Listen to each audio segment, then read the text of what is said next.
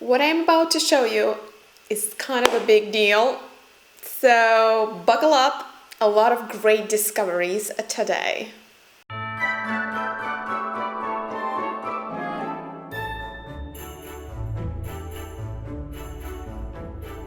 Hi friends, I am showing you the kind of sort of very special first haul of 2022. This is a rather large collection of different fragrances and perfumes, you name it, that I have accumulated over Black Friday, some Christmas shopping, some New Year's shopping, and just let's just say it's simply shopping. I'm gonna start with just a few things that kind of like to gauge your interest in future brand reviews. A friend of mine sent me an absolutely luxurious sample set from MDCI, a very high-end, expensive but hard to find French niche perfume brand, one of the like creme de la creme when it comes to French niche. So anybody, MDCI review? Maybe, sort of, kind of. I already have like one fervent want from their line. It's Pêche Cardinal, one of the absolute best, amazing sweet peach fragrances that I've ever tried. But there's more to where that came from. Another one that I was curious about for a long time, but I haven't really heard people talk about, the Opus line by Amouage. And a friend of mine hooked me up with 3 samples from their Opus line. Here I have Opus 6, 4, and 7. A lot of people talk about their kind of main line. For men, for women, I actually tend to gravitate toward their for men collection because I like the spicier, more leathery and less syrupy, less confectious type of creations that they have. That said, Opus is a completely like dark horse for me. I actually don't know what to expect from it. Let me know if we need to talk about it more, if there's any interest. A few samples that I got, some are from like friends of the channel. But by the way, if you want to send me any of the decants or samples just to get them the benefit, the reviews for their variety, or if there's something that you think you want to hear like a second opinion about or whatever, the address of the channel is in the description down below. So one of the things that I got sent by a subscriber, because I think I mentioned it in passing, that I tried Maison Margiela matcha something, matcha dream, I don't remember, something about matcha, and coincidentally 2 matcha scents were released the same year, matcha something by Maison Margiela and the matcha 26 by Le Labo. So she sent me this one by Le Labo, just to get a second opinion on how they compare.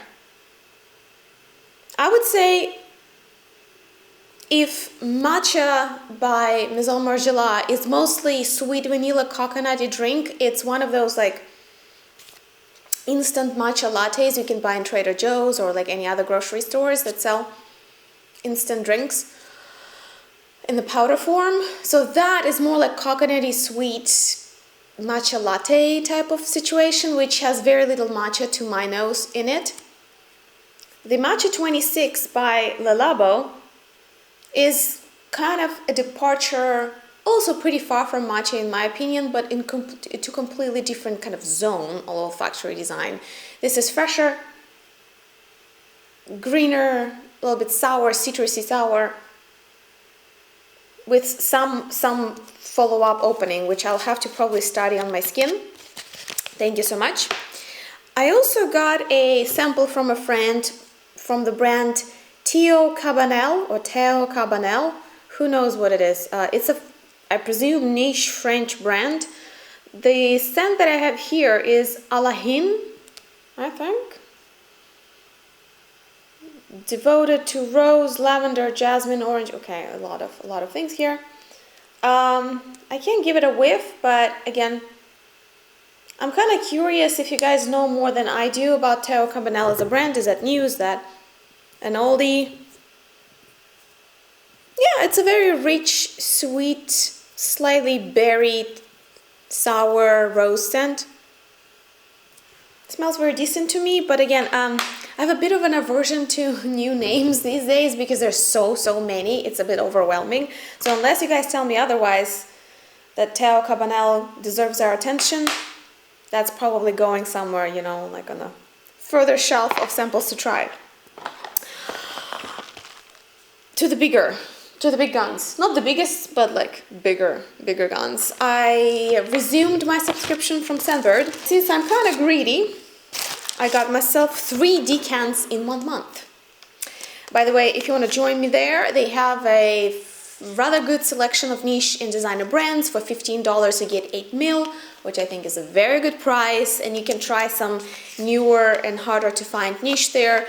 Obviously their selection is to a degree limited, but like I always find something interesting that I want to try. If you're curious, you can get a free decant. If you follow my link, you get one for free and I get one for free.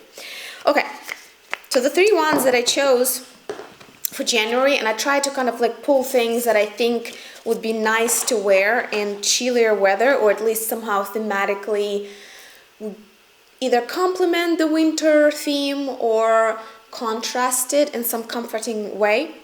So I really wanted to try this, and I heard Beauty Mao talk about it. This is Scents of Wood, which is a fairly new to my knowledge, you know, like less than 10 years old, niche perfume brand, perfume house from France. They started with offering this exclusive 2000 something subscription where they would experiment with different scents, and they would send you the subscription, and there were only like limited number of subscriptions they could sell. Long story short, you can get some of their scents on Scentbird now. That said, they have absolutely astonishing bottle design, which doesn't hurt. Let's just say in the modern competition between brands, having a unique and beautiful bottle absolutely does help. And the one that I decided to try from them that was available on Scentbird is Orange in Chestnut. Okay, let's see.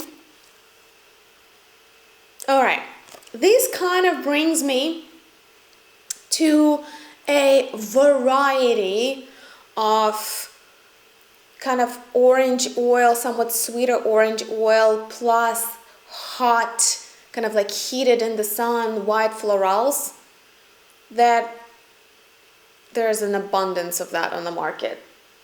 You can think of more gardenia-like, more jasmine-like, more this, more of that, but in many ways it reminds me of just classic fleur d'orange, but sweeter, and a little like, it's like they're like flamboyantly heated by the sun.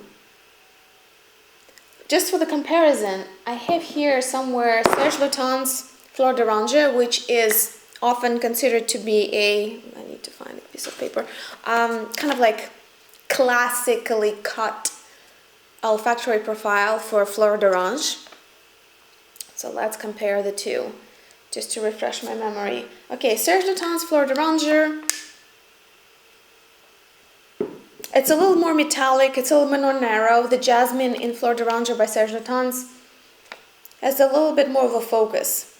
Orange in Chestnut by Scents of Wood is much ambery sweeter, you know what I mean? And it has orange flower, jasmine, bergamot. Much sweeter, much heavier, but I wouldn't call this a heavy scent either. It's just very, it's kind of like when you spend 2 hours under the sun and at some point you feel like you're starting to burn, you feel like you're sweating, and yet you're just so warmed up and so almost plastered that it's hard to move your body. This is like the impression I get from these white floral. They're so heated, they're almost about to start getting burned by the sun. They're just so heated, sweet, and oozing all of their aromas into like a hot air. So in that sense, I wouldn't call that classic, but I also find that it reminds me a lot of Vernier Goodbye. It's gift Tunisie or like something Tunisie. And again, many other sufficiently ambery sweetened white florals. It's good though. It's potent, it's bright, it has presence. And that said, the bottle is astonishing. I haven't held any of them in real life, but so far it looks really, really beautiful. So theoretically speaking, we'll see. 8 ml is more than enough for me to go through and decide whether it's worth it. Right now, I don't really see it as something really unique and worth hunting after. But as a staple to have in anybody's perfume collection, to have a really good version of Fleur d'Orange, like, sweet, non-tuberosy, non-lily centric, just this like average, semi-sweet, vibrant, happy white floral. This is a good one. Orange and chestnut. All right, moving on. I might be wrong about this, but like again, the packaging of Heretic perfumes makes me think of it as yet another Instagram perfume brand. You know what I mean? Like those brands that emerge almost solely through social media.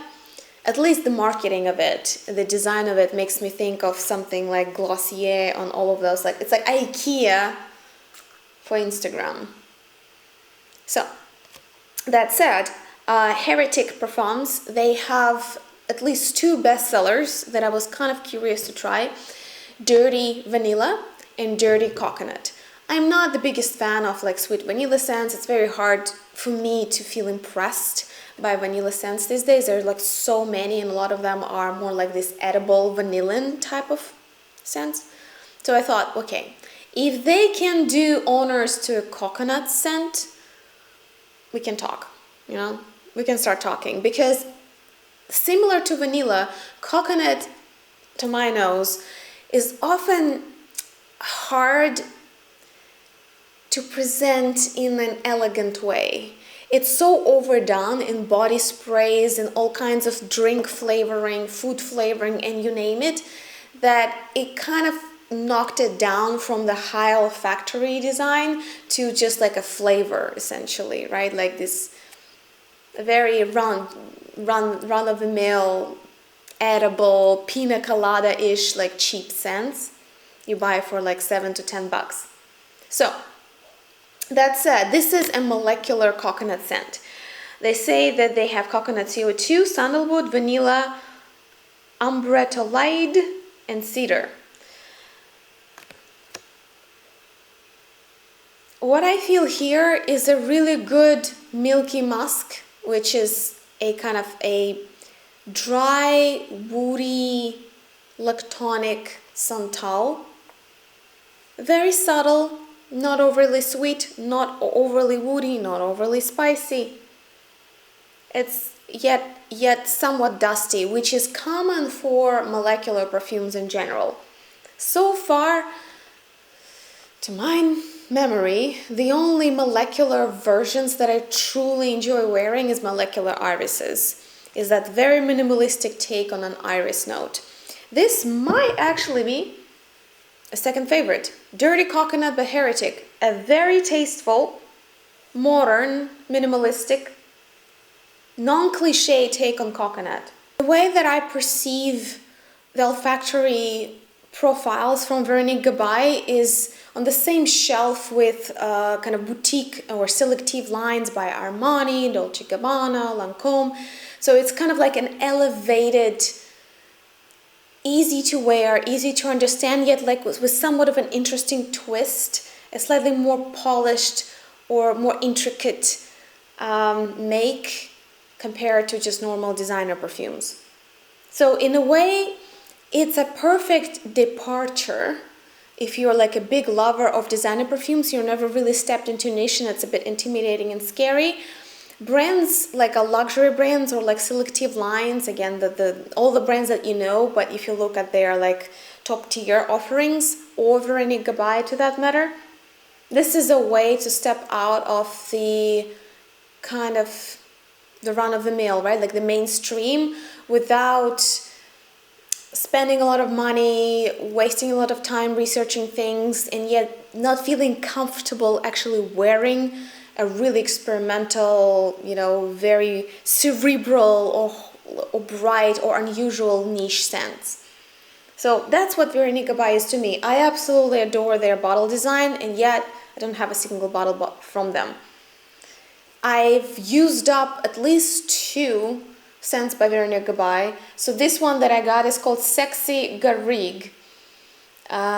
Skin Against Skin, that is heat wave coming from Mediterranean forest, what we call Garrigue, sprawling outside of the house, charged with the noble and hypnotic scents of the cyst labdanum, olive trees, patchouli, aromatic plants, golden resins, and deep amber. This is a very labdanum type of scent to me. If you've sampled enough niche scents, you probably will have a bit of like a perception what labdanum is like as a note. Maybe we can talk about it in another video, but like to me this is very, it's a good enough description. Patchouli gives it a little bit of this tangy, somewhat sour note, so it's like sweet sour. It's almost berry sour to me. So the amber here, it's not like in the previous one, the orange and chestnut. The amber here is flamboyant, big, sweet, kind of expanding. In Sexy Garrigue by Vernier Goodbye, it's more of this like sweet sour candy. But like I wouldn't call it candy like to diminish the quality of the make. I like it. Again, like it's exactly what I expected from Vernier Goodbye. Simple, but not simplistic. Easy to wear, but interesting. Looking forward to it. And as I told you, every single decant that I got from Vernier Goodbye, I used up fully within 6 months. They're just, you kind of like get into them and you're just like, oh, it's like a favorite cashmere sweater, you know, like just a favorite piece of jewelry. They just like, you get in it and it's like, why bother? I can't remember if I told you about this, but I got like a ton of makeup from Saks Fifth Avenue. It was like my annual splurge. Oh, did I splurge? I definitely did. But I didn't only get all kinds of like fun stuff to paint my face, but I also kind of sort of maybe what started that whole big haul from Saks Fifth Avenue was what I'm going to show you last. A few add-ons that I threw in there is a Eau de Menthe by Diptyque, which is, I've never seen this type of packaging for shower gels. What is it? It's a shower foam. It's a mousse. It's kind of unusual. It looks like a hair mousse, you know, like something for your hair. So I'm not sure if I dig the packaging. I think it kind of, even though it's high quality packaging, it's all nice, but the format to me a little bit cheapens the idea. Otherwise, as usual, beautiful graphics by Diptyque, and I really wanted to try more minty perfumes this year. Somehow I keep digging the mint. I cannot find a truly minty creation, so maybe that's for the better, because that would be a little bit of a cliche. But perfumes that contain prominent accords of mint in some shape or form, they intrigue me. They always kind of like make me think a little bit more. So I wanted to try Eau de Menthe by Diptyque, and very conveniently for I think like 38 bucks I got something for the shower. We'll see. We'll see if it's minty. We'll see what it's like. Another one, kind of add-on to my order, was this set by Frederic Malle. I am on the Frederic Malle kick. It started in the summer of 2021, and I can't seem to slow down. And I pulled Essential collection. This one is marketed toward men, but like none of those perfumes are really men or women. So here we have Bigarade Concentré, which I have a full-size bottle, so this is going to my purse. It has French leather, always wanted to try it. It has Geranium Pomme Monsieur. I have a theory that I should like geranium in scents. let's test that. Monsieur, which I have like two travels now, coincidentally. Musc Ravageur. Do you have a decant? This is like the sweetest, what I call like boiled musk. It's akin to sweet sensual musks that Narciso Rodriguez, not similar, but like, you know, there are sour musks, there are scratchy musks, like powdery musks, there are skin-like musks, and there are sweet, what I call them, like boiled, creamy musks. So Musc Ravageur by Frederic Malle is probably the epitome of a boiled, sweet, creamy musk. So I remember using it up, but not really wanting a full-size bottle, so a small travel is fine. And Vetiver Extraordinaire, this is what I really wanted to try by Frederic Malle, because I'm a big fan of vetivers. I have quite a collection. If you haven't seen my video about my vetivers, it's out there. And let me tell you, I got more since then. So, looking forward to trying this stuff. And okay, I'm gonna show you this and we'll go back to the Saks Fifth Avenue. And a friend of mine, a subscriber, sent me a decant of Frederic Malle Superstitious. Those 2 ml went very fast. And Superstitious, for those of you who are unfamiliar, is rumored to be one of the best new renditions of sweet aldehydic, think Chanel No. 5, Lanvin Arpège, etc. This kind of classic aldehydes that are sweet, somewhat oily, but done according to the new school of blending. I'm not a big fan of that. I don't have Chanel No. 5, I don't have the Lanvin Arpège and then similar things like Van Cleef First and yada yada yada. Yet when I started using Frederic Malle Superstitious, I couldn't get enough. Allegedly, also discontinued. So when I saw it on Mercari, I kind of jumped on it, and I was terrified that I was making such a rushed buying decision without really giving it a good test drive. But let me tell you, I used up that decant in 4 days, and so happy I got this. To me, Frederic Malle Superstitious opens the topic of old school aldehydes done in the contemporary fashion and closes that topic. It's almost, I don't feel the need to try anything else. Like that whole factory family is here. It's represented by this perfume, and I feel kind of done. You know, one and done type of situation. So happy I snatched this bottle. All right, back to my Saks Fifth Avenue order. What really tipped me over the edge to splurge there was my 2-year-long search for the ideal fruity shipper.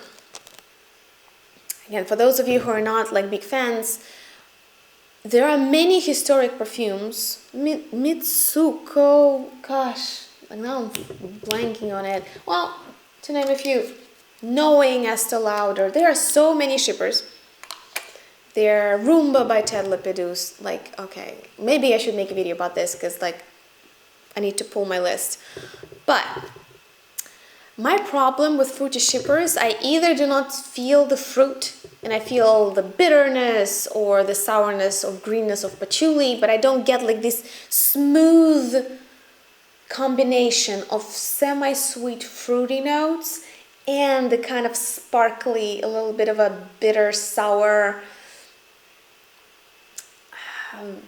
nature of the shipper. I have all kinds of unusual shippers that I love. Matahari by Histoire de Parfums, to name like one of the favorite ones. That's probably the most powdery and bitter that I know, and it's hypnotic. But when it comes to a classic shipper, I tried Mitsuko Eau de Toilette, I tried Mitsuko Eau de Parfum, I tried this, I tried that. I tried a lot of shippers, even MDCI shipper Palatine. And I can't find this ideal, smooth, sweet, sour, perfectly blended, deep, but not too complex, you know, just something that you can live in, this like ideal fruity shipper. And a lot of people started recommending this one, what I'm about to show you. And Saks Fifth Avenue had it on a little bit of a sale. Add a promo code to that. I got it for, I think, a decent deal. And the moment I got it, it was it. I'm showing the back of it. Great. Cartier La Panthère. La Panthère? Panthère? Probably La Panthère.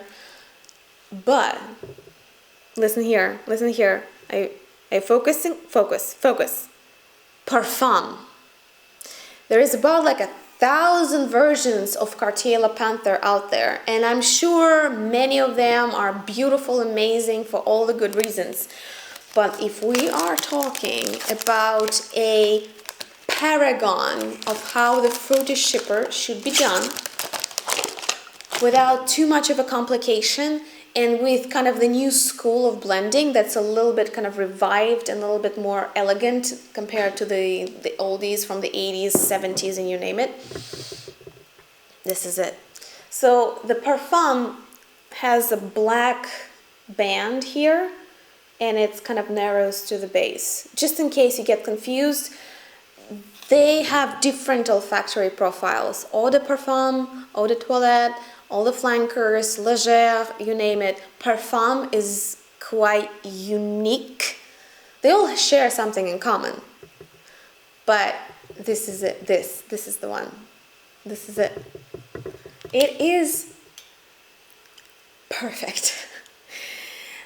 I wouldn't say it's the most interesting on the market, and that's what I was looking for. I was not looking for a twist or some kind of unusual combination. I have plenty of that. I was looking for something by which, like a benchmark, you know, but something by which I can pretty much measure all the other shippers of the past and the future. This is it. La Panthère Parfum by Cartier. It's so smooth, but it's not simple. It's so elegant, but it's not boring. It's the definition of fruity shipper. So if you never really dabbed into that territory, I would recommend to at least go sniff it somewhere to give you an idea of what the fruity shippers are all about. So this is like a measurement scale for all the other fruity shippers for me now. Amazing, amazing, and so comfortable to wear. Oh, compliments to the chef. A bit of a quick departure. A subscriber of mine sent me her bottle of Le Mixed by Nikolai Parfums. I can't remember if I talked about it on my channel. And this is, I've tried quite a few perfumes by this brand, Nikolai Parfums. I think she's a granddaughter of, forget the first name. She's from the Guerlain family, right? The girls comes from like Heretic. And the rumor has it, or like the story goes, that she was told that a woman will never be in charge of Guerlain as a business, or will never be like a head perfumer. So she started her own line. Who knows how much of a truth it contains? Probably some. It's probably not all of the story, because, you know, to start your own business, you need some hefty initial investment that came from somewhere. Again, I don't know. I'm not an insider, but this is the story. So this is essentially I wouldn't call this Nikolai Parfums like the Guerlain sister, but you know, like it's kind of a person who created the brand, knows a lot about high perfumery and the beauty industry in general. And yet, I tried a lot of fragrances by Nikolai Parfums, and I like their musky, screechy bases always turned me off. They are somewhat similar in their kind of DNA and their bases to Tiziana Terenzi, though Tiziana Terenzi is fruitier and even more sour, even more piercing type of musks. But kind of Nikolai Parfums were the same for me. And the first perfume that I liked from them, and I got it as a gift for my birthday, was Angeli's Pear, which I think was released in 2020. Beautiful pear plus champagne, kind of like semi-fruity, sparkly combination, really good. And Le Mixed, which is number 2. And it stands apart from all of the other perfumes that I tried from this brand. It's like lemon verbena with a little bit of sensual skin-like musks. The kind of musks you can find in, at least to my memory, in Royal Musk by Micallef. Micallef, they pretty much created the trend of skin-like lotiony type of musky scents. And Royal Musk is probably like V1, way before even Kilian came to the stage with a similar concept. So there's something of that nature here. It's both lemony, minty, bergamoty, freshy, and yet it feels like one of those, you know, like lime, bergamot, thick skin cream that you put on yourself. Le Mixed, wow. Like it, kind of really like it. And in terms of it being skin-like scent, it doesn't have much of a projection. It doesn't have much of a voice. It's similar, it's different pyramids, but in terms of the way that it lives on the skin, I don't know if it helps anyone. It's similar to me to 1725 by Histoire de Parfums, which is Casanova. But here we have a different story. Here we have still bergamot, pamplemousse, but with lavender and santal. So I kind of see them as like brother and sister. Really good stuff. This is just something that I would use instead of Not a Parfum by Juliette Hezegan. You know, like in the cases when I want something, but I don't want to smell perfume. I just want something, but with enough of a sophistication. I guess in that sense, it is similar to me to molecular perfumes. There's dirty coconut somewhere. You know, like Heretic dirty coconut, molecular perfumes. These are even more sophisticated forms of that. I feel like I should have gone with the speed twice as fast because I have more to show you, really. So we're gonna like take a pause here. I'm gonna make some coffee, you know, take a break, and I'll show you more and more discoveries. I'm glad we got La Panthère Parfum here because that was like a really, really big deal for me that I found like a paragon of shippers.